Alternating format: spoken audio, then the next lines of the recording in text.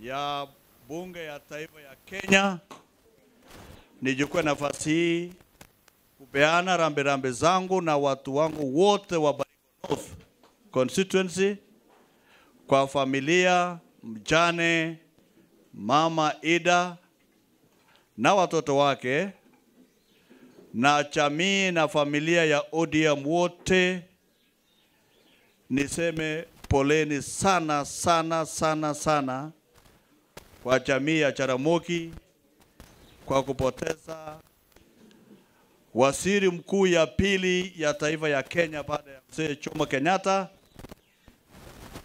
Papa Raila Amolo Odinga, ambaye aliweza kutuacha leo asubuhi mwendo wa saa 3:52 akifanya mazoezi katika hospitali huko India kwa kukatika kwa roho.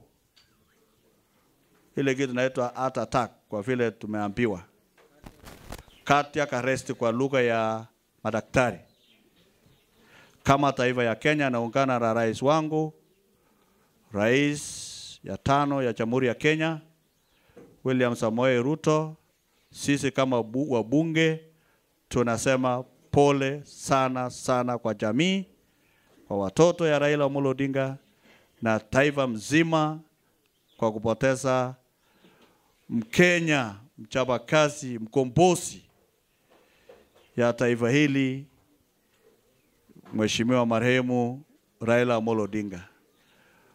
Raila Amolo Odinga aliweza kupigania Kenya hii hata kama hakuwa rais, lakini kwa wakati wote he was one of the patriotic leaders that we have in Kenya. Mtu ambaye anaweka Kenya mbele na kuweka ubinafsi nyuma.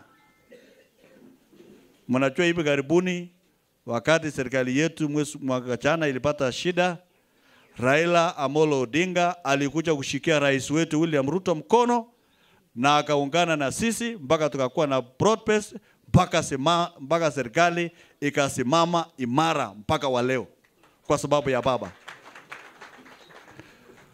Na baba hakuacha watu wake na watu wa ODM kwa nje, amelete kwa serikali. Watu wa ODM wote wako kwa mkononi ya William Samoei Ruto, na sisi kama wabunge wote ya bunge ya la taifa ya la Kenya tutashirikiana kuona ya kwamba yale rais atasema na yale ameshasema tutafuatilia ili mzee Baba Raila Amolo Odinga aweze kupewa a statesman's send off.